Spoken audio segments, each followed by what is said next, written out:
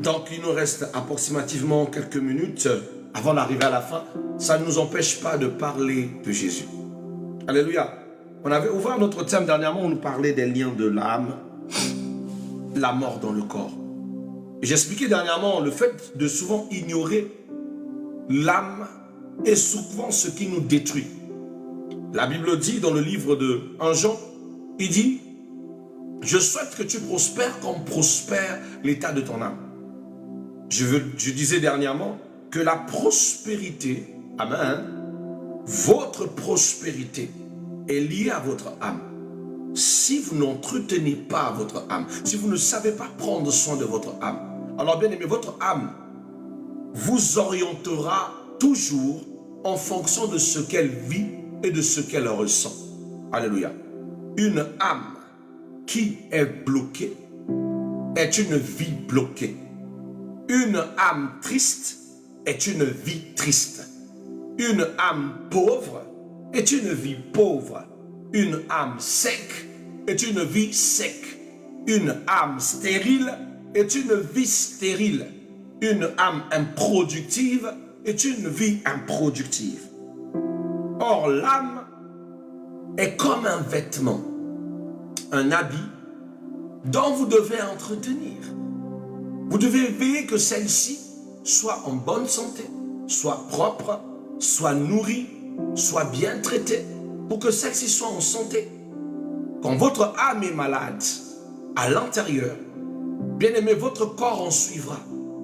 Toute maladie, toute force qui existe, commence d'abord par votre âme. Lorsque le diable, comme les sorciers, veut jeter un sort, il ne jette pas le sort au corps, il jette le sort à votre âme. Et c'est votre âme touchée par le sort, reproduit l'impact sur votre corps. Alléluia. Même l'envoûtement passe toujours par votre âme. Quand on appelle votre nom dans un milieu mystique, c'est juste un moyen de pouvoir prendre le contrôle de votre âme. Je rappelais dernièrement que l'âme est la chose la plus chère au monde. Quelqu'un va me dire, la matière c'est l'or, c'est je ne sais pas le topaz, c'est faux. La matière la plus chère au monde, c'est l'âme. Satan la veut à tous les prix. Et Dieu aussi. Malheureusement, l'âme, Dieu l'a faite de manière à ce que tu sois libre détenteur, libre de ce que tu veux en faire. Dieu ne t'impose pas comment tu gères ton âme. Il ne t'impose pas à qui tu donnes ton âme. Toi seul, tu choisis à qui tu vas aller le donner. Comme de la même manière que tu décides de donner ton cœur à n'importe qui. Un jour, ton cœur, tu le donnes à Tim, à Bertin, à combien, je ne sais pas. Donc, ce n'est pas que ton cœur que tu donnes, hein, c'est aussi ton âme. L'homme est le bailleur de son propre âme. Voilà pourquoi vous avez des gens qui rejoignent la haute loge et quand ils arrivent, on leur demande leur âme. Ils ne demandent pas d'abord la famille, les enfants, les parents, non, d'abord leur âme. Puis le sacrifice de sang, qui est aussi l'âme, mais de quelqu'un d'autre. C'est-à-dire que lui, à son entrée, il n'emmène pas que lui, il va aussi avec quelqu'un. Parce que le diable, tout ce qu'il veut, c'est des âmes. Donc l'âme est importante. Et on avait dit dernièrement que l'âme est chérissable. Tout ce qui est la fonction sentimentale est dans l'âme. Tout ce qui est lié à la passion est dans l'âme. Et tous les liens que nous créons dans ce monde, bien aimés, ne sont pas des liens physiques. Elles ne sont pas que spirituelles. Ce sont des liens d'âme. Une alliance avec Dieu, une alliance avec un serviteur de Dieu, une alliance avec un homme, une femme, est un lien d'âme.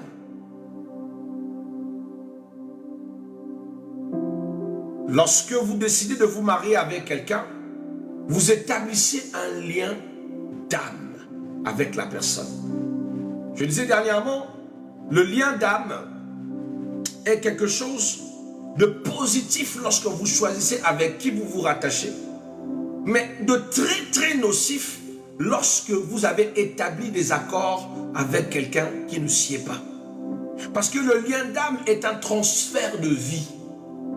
Si vous vous associez à la mauvaise personne, cette personne associera avec vous sa condamnation et sa malédiction. On a lu dans 1 Corinthiens chapitre 6, le verset 18, qu'il ne fallait pas du tout, en aucun cas, faire quoi? C'était pas le verset 18, plutôt le verset 17, il disait qu'on ne peut pas prendre les membres du Christ pour en faire la membre d'une prostituée. Que celui qui couche avec une prostituée devient une seule chair avec elle. Que celui qui couche avec une prostituée devient une seule chair. Pourquoi? Et pourquoi dit-on que l'homme et la femme deviendront une seule chair? Ça, c'est le paradoxe. Tu as couché avec la prostituée, tu deviens une seule chair. Tu prends ta femme, tu deviens une même chair. On vous parle d'une action, on vous parle d'une association, on vous parle de ce qu'on appelle par là le rapport sexuel. Le rapport sexuel est un procédé qui associe votre âme. Le rapport sexuel est un procédé marital, c'est-à-dire il a le pouvoir de lier deux personnes afin qu'elles ne deviennent qu'une seule. Elle est l'une des outils maritales. Je disais dernièrement, vous ne pouvez pas du tout donner du sexe à n'importe qui ou prendre du sexe avec n'importe qui. Car quand vous le faites, vous attachez votre âme avec cette personne. Normalement, dans la spiritualité, vous vous mariez à cette personne. Je disais dernièrement que le rapport sexuel n'est pas un péché. Mais le péché rattaché au rapport sexuel, il y en a deux. C'est la fornication, qui est le fait de commettre le rapport sexuel hors mariage. C'est-à-dire de bafouer les lois maritaux. Car c'est ce qui est permis que dans le mariage. J'expliquais dernièrement que le rapport sexuel avait des vertus très thérapeutiques pour un couple. Marié, bien sûr. S'il vous plaît, pas célibataire, tricheur, voleur. Dans un couple marié, un couple qui ne s'accouple pas est un couple qui lui-même a ouvert les portes à sa destruction. Ils ont besoin de ça pour se lier d'esprit et d'âme. Mais quand vous le pratiquez hors mariage, vous accordez les droits maritaux à quelqu'un qui n'a jamais versé sa dot ni le droit à ses parents. Voilà comment vous activez la pesanteur de votre célibat et l'abandon des charges spirituelles pour la bénédiction à ce monsieur d'aller vous marier. C'est comme ça qu'il devient lourd. Des fois, ce n'est pas qu'il n'a pas la volonté d'aller le faire, mais vous avez activé des choses qui vont bloquer sa vie pour qu'il n'aille pas vous honorer autant convenu. Et c'est comme ça que vous avez des combats dans vos organisations de mariage. Vous essayez, si ça ne marche pas, vous allez comme ça, on vous bloque. Et si ce n'est pas par la miséricorde, pour sortir de ce lieu, de ce moment-là, là où vous avez déjà consommé le mariage avant le mariage, c'est ça les pesanteurs derrière les liens d'âme. Voilà pourquoi ne commencez pas une relation par le sexe. Soyez sûr que c'est votre partenaire de vie. Car le sexe, est une clé motrice du mariage. Elle sert à nouer l'âme. Vos enfants sont l'extrait de deux âmes qui se sont liées et qui produisent une nouvelle âme. C'est la procédure que Socrate essayait d'expliquer à Platon sur la maïeutique. L'art de faire naître la pensée, mais aussi l'esprit. Mais malheureusement, trop philosophique pour comprendre. Si vous pouvez ouvrir la Bible, il comprendra. Qu'il s'agissait de l'union. Ce n'est pas seulement une affaire de physique, le sexe. C'est une affaire d'âme. Quand vous le faites avec celui auquel vous êtes lié, C'est un voyage spirituel qui guérit votre corps malade et qui restaure votre relation avec votre mari. C'est la raison pour laquelle vous ne pouvez pas le donner à n'importe qui. Mais vous le donnez à n'importe qui et c'est comme ça que vous ne ressentez plus aucune bonne fréquence. Ou à la personne que tu avais donné la première fois ton sexe. Depuis, même le mari d'aujourd'hui, quand il est avec toi, tu ne le ressens pas. Hey, papa, c'est toi, tu t'es fait dépotoir. Tu n'es pas sérieux, tu n'es pas sérieuse. Ça en convient à l'homme et à la femme. Hein. Ce n'est pas qu'une affaire de femme, c'est l'affaire de tous les deux. Et toi-même, tu ne le sais pas. Les filles d'aujourd'hui sont plus sérieuses. Pourquoi je ne ressens plus ce que je ressentais avant? Tu l'as déjà partagé. Là où tu es une clé, je ne sais pas, de 10 000 gigas d'envoûtement. Pourquoi 10 000 gigas d'envoûtement? Tu as couché avec combien de personnes? Parce que si chaque rapport sexuel te rattache à quelqu'un, à sa vie, à ses liens, à ses bénédictions, à ses malédictions, à ses contraintes, à ses péchés, à son esprit, combien d'hommes as-tu couché avec? Combien de femmes, frères, as-tu connu?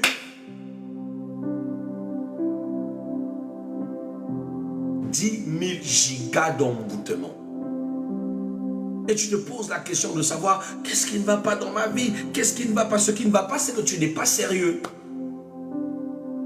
Et c'est Dieu qui prend le coup après.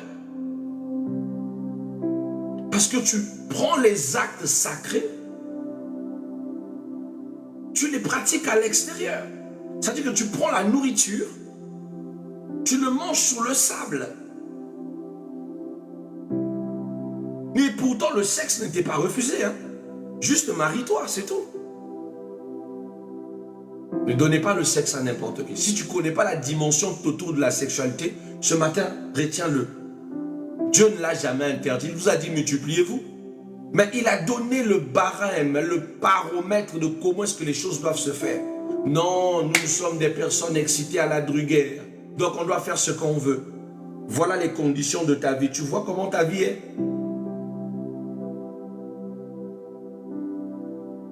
Tu retrouves une femme qui est quand même mariée, mais qui n'a aucune ambition. C'est-à-dire, elle ne sait plus quoi donner à ce monsieur. Il dit, le monsieur ne me contente pas, alors elle triche. C'est à cause des liens d'âme. Parce que tout ce qu'elle avait déjà donné. Alors elle a pris ce qu'elle ne devait pas garder. Elle ne fait que continuer le mélange, étant liée à beaucoup de personnes. Elle est même capable, si elle reconnaît une âme qui vit à la même fréquence qu'un homme qu'elle a vécu, venir te dire, même en plein Zéba, comment ça c'est comme Yajan? Ça a quoi à voir avec Yajan? Tu n'as pas honte toi? Tu es plus grande que la honte. Ça me rappelle mon ex, la façon qu'il m'a parlé là, sa façon de me dire les choses, ça m'a rappelé mon ex. Ton ex n'a pas quitté ta tête. Vous êtes liés. Et quand tu le revois, tu t'émoussis. Parce que vous étiez devenus une même chair. Si tu ne laves pas cette âme, tu ne la cures pas, cette âme sera incapable de vivre heureux avec une nouvelle âme. Parce qu'en elle, il y a 10 000 âmes. Si c'est 37 garçons qui t'ont connu, c'est 37 garçons dans ton corps. Si c'est un nombre de filles, c'est pareil. Avec tes blessures et tes déceptions. Pire encore, si c'est un gourmet gospel. C'est que le futur monsieur ne sera jamais dans la joie. Il vivra avec une femme qui est envoûtée par au moins 37 âmes. Vous savez, c'est vrai. L'envoûtement d'âme est pire que celle d'esprit. Cette personne déjà est brisée, bousillée, mentalement. Et tout ce qu'elle va donner, c'est la peur, la frustration, la jalousie, les mauvaises pensées, les mauvaises hontes. Tu prends ce genre de femme, tu mets dans ta vie, 2 jours après, ton business tombe. Et toi-même, tu ne sais pas pourquoi tu es le genre de femme où quand tu rentres dans la vie d'un homme, ces choses doivent commencer à capoter. Dès que vous avez commencé, il pouvait te donner un 100 000, un 50 000. Mais après, tu remarques que ça descend. Après, il te dit, j'ai des problèmes. Mes affaires ne marchent pas. Mon patron a décidé de me chasser de l'entreprise. Ah! À peine que l'on a commencé la relation, les problèmes descendent sur ta vie. Ce n'est pas la faute au garçon d'autrui. Hein. C'est ta faute. C'est ta faute. C'est ta faute. Tu es une chimie de beaucoup d'âmes en toi. Il n'y a même pas les liens de famille à l'intérieur. Là, il a les liens des familles. Des familles. De nombre de personnes que tu as amassées, que tu as téléchargées dans ton corps. C'est la partie où le chrétien n'aime pas entendre. Ça, tu vas comprendre que le sexe, c'est doux, hein? Mais les problèmes que ça engendre dans la vie, tu ne peux pas comprendre. Hein? Cure ton âme. C'est très important. Faites votre cure d'âme. Et l'habitude de la curer. C'est libérer ça. Oh là là, c'est la laver, c'est la nettoyer. Alléluia. C'est très important. Et ce que vous devez savoir, c'est que l'âme se trouve dans le sang. Évitez de faire des liens de sang. Or, la sexualité est un transfert aussi consanguin. Faites attention. On avait parlé de ça dernièrement, l'âme est dans le sang. Qu'on ne devait pas manger le sang, c'est interdit. La Bible interdit de manger le sang.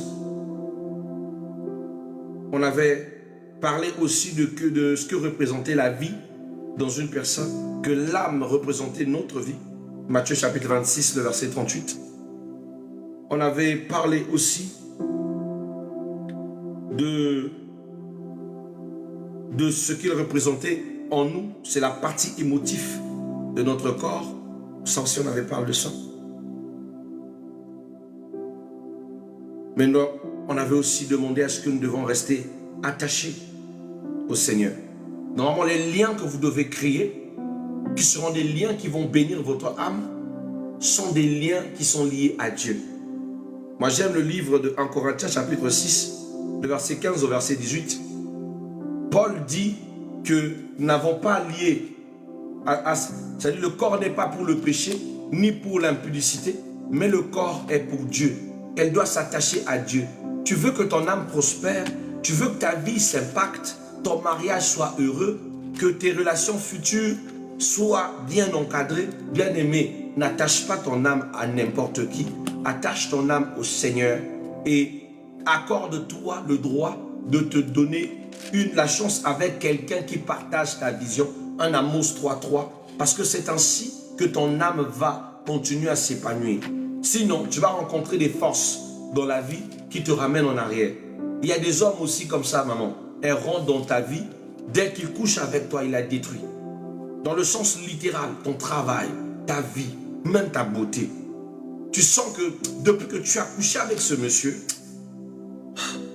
non seulement ta spiritualité est déteinte, mais tu te sens moche. Tu te sens tellement moche. Tu te dis, mais qu'est-ce qui se passe? Je me sentais bien le matin, je me sentais belle, je me sentais bien. Mais non, là je sens qu'il y a quelque chose qui ne va pas. C'est lui. C'est lui.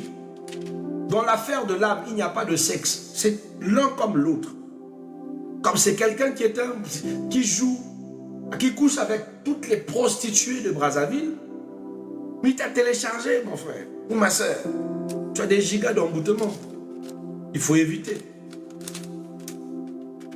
Sans compter ceux qui commettent les incestes. Sans savoir que ce sont des liens qui sont contigus. Si vous avez pratiqué une inceste et que vous n'avez pas curé votre âme, les enfants que vous engendrerez feront la même chose. Car ce sont des péchés qui réclament une malédiction générationnelle. Vous êtes porteur de ce gène. Le monsieur que vous avez rencontré n'a pas ça dans sa famille.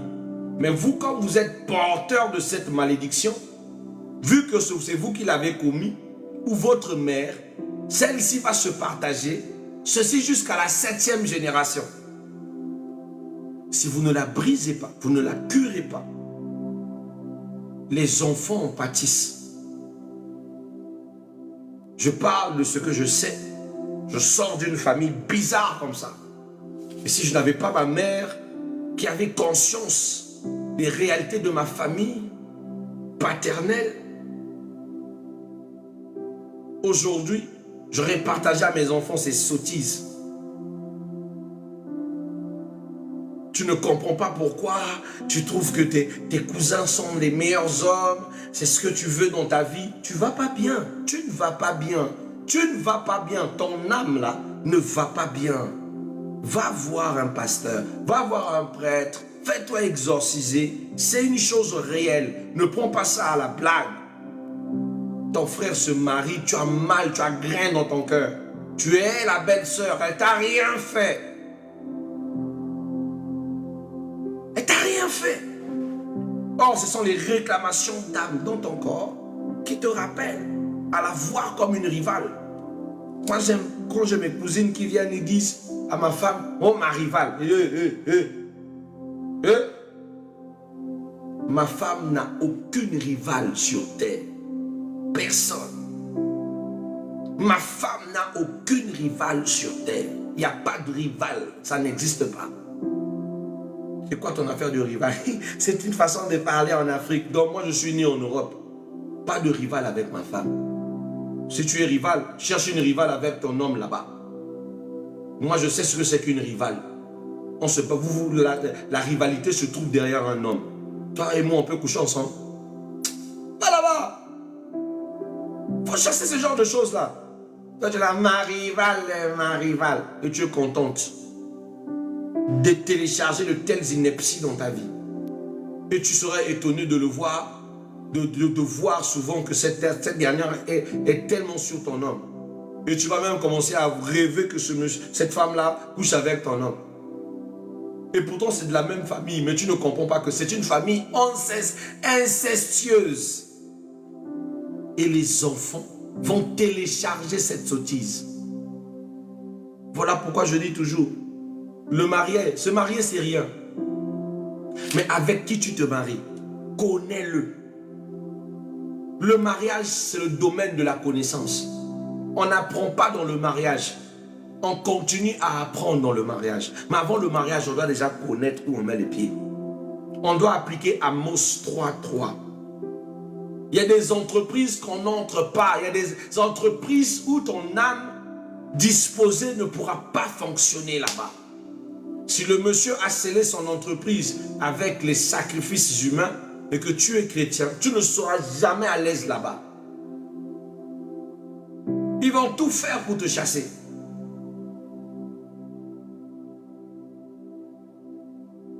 L'âme, c'est le miroir de la réalité de l'homme. Laissez-moi ouvrir Corinthiens, s'il vous plaît. J'en parlais, non? Je disais le verset 15 au verset 18. Il disait quoi? Il disait ceci. Ne savez-vous pas que vos corps sont des membres de Christ? Prendrais-je donc les membres du Christ pour en faire les membres d'une prostituée? Loin de là. Ne savez-vous pas que celui qui s'attache à la prostituée est un seul corps avec elle? Car il est écrit, les deux deviendront une seule, même chair. Verset 17. Mais celui qui s'attache au Seigneur est avec lui un seul esprit. Donc attachons-nous au Seigneur afin d'être un même esprit avec le Seigneur. Notre lien dont nous en avons besoin, c'est de ne pas être attaché aux hommes, mais d'être attaché au Seigneur. Attachez-vous au Seigneur. Liez-vous d'âme avec Dieu. Ne vous liez pas avec les hommes de ce monde pervers. Car tout ce qui est autour de ce monde gravite tout autour de la perversité. Alléluia. Tu ne trouveras pas quelqu'un de 100% bio, mais ce qui est sûr, partagez au moins la même vision, c'est-à-dire la même croyance. Ça vous permet d'être suivi et curé, que vous rentrez dans le mariage sainement. Ne faites pas du sexe un pacte social. C'est un pacte plus que social. Il est spirituel. Il vous lie à jamais. Le sexe te lie à jamais à quelqu'un. Dernièrement, je parlais des personnes qui rentrent bêtement dans les alliances pastorales. Il faut éviter ça. Hein? C'est ton âme que tu déposes là-bas. Un pasteur est un gardien d'âme. Tu rentres dans mon alliance, tu me disposes ton âme afin que je le garde. Si je ne suis pas un bon pasteur et que je suis le pasteur du monde des ténèbres, alors imagine ce que je peux faire de ton âme. Apprenez à scruter avec qui vous scellez des alliances. Même avec mes propres frères pasteurs, où on peut se créer d'alliances, bien aimé, si ma spiritualité ne s'accorde pas avec la sienne, la doctrine, la Bible, la doctrine, ne s'accorde pas avec la vie de ce frère, je ne me lie pas avec lui.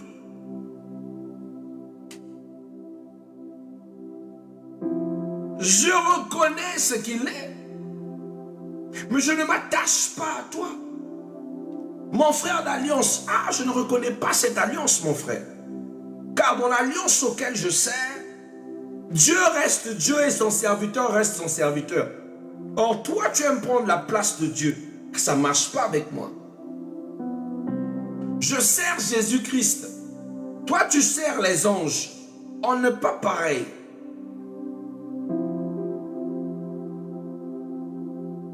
N'entrez pas dans des alliances dont vous ne connaissez pas la source. Cherchez à comprendre quel est l'esprit qui se cache derrière cet adorateur ou ce serviteur. Parce qu'il peut te rattacher à quelque chose de très destructif. Il y a des vies qui se portaient très bien avant d'entrer dans une alliance. Et toi-même, tu sais que c'est vrai que ta vie était compliquée, mais c'était encore mieux. Mais depuis que tu es rentré dans l'alliance de ce serviteur, que tu t'es déposé autant que âme à sa charge, tu as l'impression que tu vas de pire en pire. Et ce qui t'arrive n'a rien de normal. Et que tu es sur... Il est en train de te saupoudrer, de te presser comme de l'orange. Tu as plus de responsabilités financières à l'église que dans ta famille. Faut quitter dedans. Faut quitter dedans. Ton maigre petit salaire déjà doit retirer la dîme. C'est normal. On ajoute le loyer de l'église. Bon, si c'est toi qui as accepté aussi, d'accord. On ajoute le loyer du pasteur.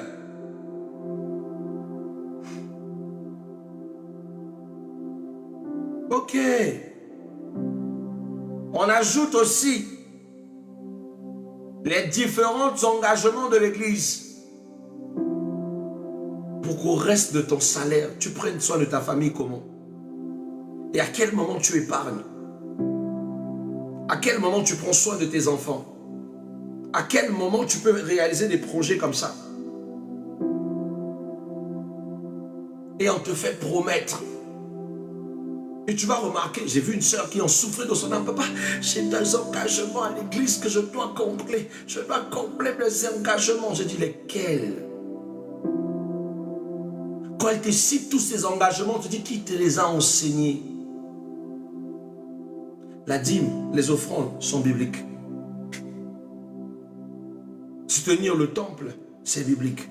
Parce qu'en soutenant déjà le temple, dans la dîme, les offrandes, c'est là où on prend le soutien pour aussi soutenir l'homme de Dieu. Mais comme ça ne suffisait pas, on vous ajoute encore le loyer du pasteur.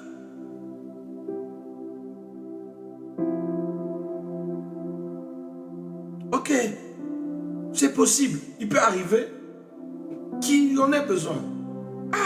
Je ne vais pas juger. Ça aussi, ce n'est pas interdit. Mais, il ne faut pas exagérer. Alors toi, tu ne sais pas qu'est-ce que tu es en train de vivre là. Or que tu es allé rentrer dans un lien de servitude dans une église.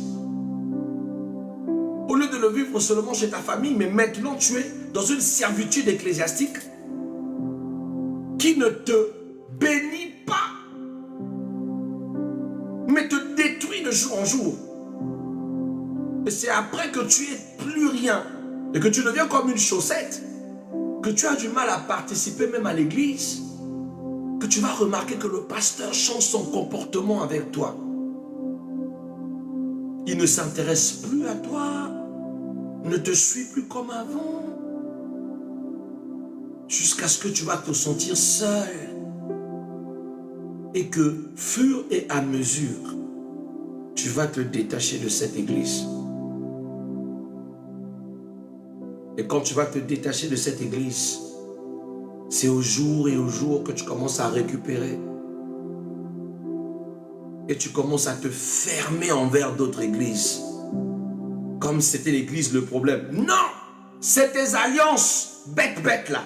Tu rentres trop dans trop d'alliances. Il y a même d'autres qui sont maniaques. C'est-à-dire, elle à elle-même, elle a cette alliance avec les dieux des pasteurs. Cette alliance avec les pasteurs. Papa, laisse-moi rentrer dans ton alliance. Moi, je te chasse. Je ne blague pas avec des bêtises pareilles. Je ne blague pas. Tous ceux qui sont avec moi en suivi savent. Je dis toujours, moi, dans le suivi, tu me mélanges avec quelqu'un d'autre, je te laisse. Ton infidélité que tu as l'habitude de faire là avec ton homme, fais-le avec ton mari. Mais les infidélités avec l'onction, je ne blague pas avec. Si quelque chose t'arrive et que ton mari sait que je suis ton seul pasteur, pendant que toi, tu mélanges d'autres onctions à l'extérieur, tu vas me faire passer pour un bougre. Je n'aime pas ça. Dès que je sens que ta nouvelle conduite est une conduite que je ne t'ai pas enseignée, je coupe la relation. Je coupe cette affaire de tu vas me nuire. Après, c'est mon image qui sera ternie. Or, la Bible dit, l'homme n'a rien de plus valeureux que sa propre réputation. La réputation est sacrée. Elle est sacrée.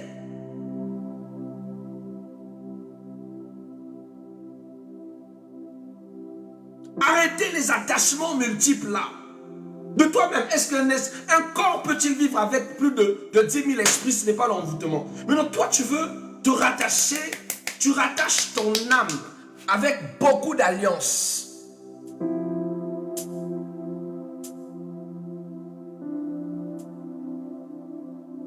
Et moi, tu t'assois comme ça. C'est comme si c'était la transmutation des XOR. J'invoque l'alliance de Papa Ben. Après, tu changes. J'invoque l'alliance du pasteur Isaac. Oh. Après, tu changes. J'invoque l'alliance de l'oracle de l'Éternel. S'il te plaît, s'il te plaît. Tout ça dans ta seule tête. Prophète, pasteur, apôtre. Mais tu vas devenir folle. Tu sais ce que c'est qu'une onction? Tu vas péter les plombs. Et puis encore, tu scelles, hein? Tu scelles ça. Tu donnes l'offrande qui va avec. Non, on ne refuse pas l'offrande. On va prendre. Mais ce qui va se télécharger dans ta vie, là, tu comprendras. Il faut prier. Tu comprendras.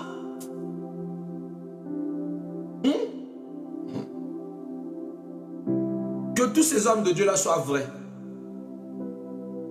Qu'un seul demeure dans le faux. Plus les onctions vraies, tu es foutu. Donc les liens d'âme sont complexes. Les liens d'âme vont de l'église à la famille, jusqu'à dans tous les milieux que vous passez. Soyez sélectifs. On ne se confie pas à n'importe qui. C'est pas parce que il a un ministère à 10 000 âmes que ça veut dire que c'est un homme confiant. D'accord? Laissez Dieu vous conduire. Toutefois, dites à Dieu, est-ce que cet homme-là, c'est quelqu'un de bien? Parle-moi de cet homme, Seigneur. Je veux connaître la profondeur de son âme. Il y a des liens, on s'est mis avec des gens qu'on a cherché à être des pères spirituels, des mentors qui vous ont donné des sales vies. Moi, je connais quelqu'un qui n'avait jamais une vie d'impudicité. Mais depuis qu'il s'est lié d'accord avec l'onction d'un père qui était père de chaussures, il est devenu plus impudique que le père. Lui-même incontrôlable, machine à sexe. Ne sait pas d'où il a eu ça. On ne donne que ce qu'on a. Si j'ai une mauvaise marche, je vais te la donner. Il n'y a pas d'hasard dans l'onction. Il n'y a pas d'hasard. Ah oui, on ne donne que ce qu'on a. Choisissez bien où vous mettez les pieds. Avec quel homme vous vous mettez. Avec quelle femme vous vous mettez. Le sexe ne doit pas être ce qui noue votre relation. C'est ce qui doit asseoir votre relation dans le mariage. Le sexe est important, vital pour le mariage, je le dis. Refusez le sexe dans votre mariage et asseyez-vous pour lire l'heure. C'est pas que l'homme va sortir, ça c'est encore rien. De jour en jour, l'amour se meurt. De jour en jour. Surtout quand l'un va risquer seulement de coucher dehors.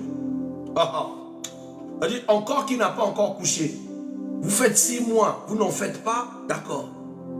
Tant qu'il ne couche pas dehors, il reste là. Mais quand l'incontinence, que dit 1 Corinthiens chapitre 7, le verset 4 au verset 6, on parle. L'incontinence fera rentrer Satan. Et c'est là le divorce commence. L'amour finit. Le sexe vous lie avec votre mari.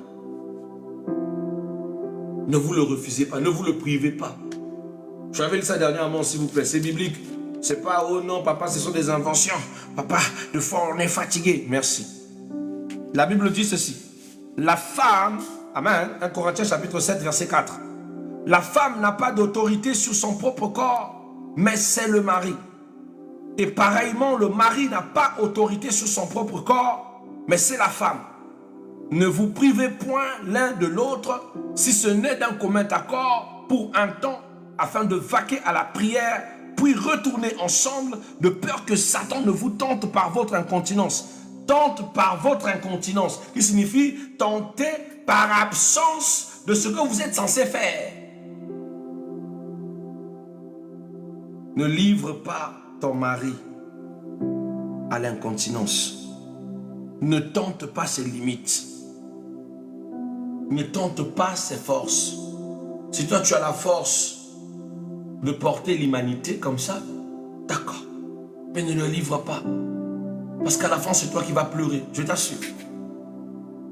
Qu'elle tombe seulement sur une fille, une dame qui a un lien d'âme abondant, rempli d'amour et d'affection. C'est-à-dire qu'en elle-même, elle représente un charme à 100%.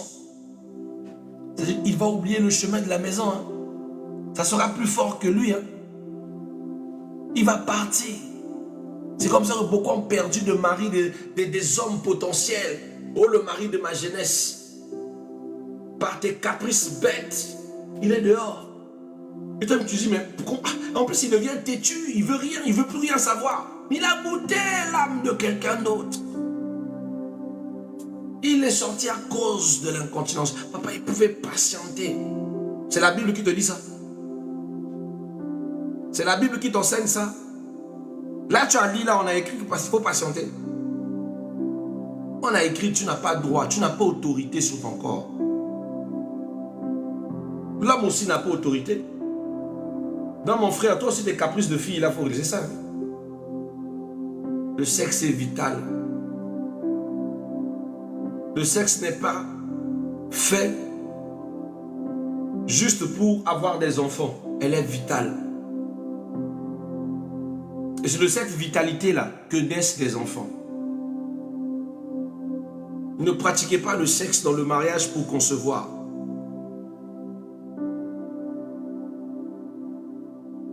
Je nous en prie. Aujourd'hui, ce n'est pas ma journée de prière, ma soeur. C'est demain.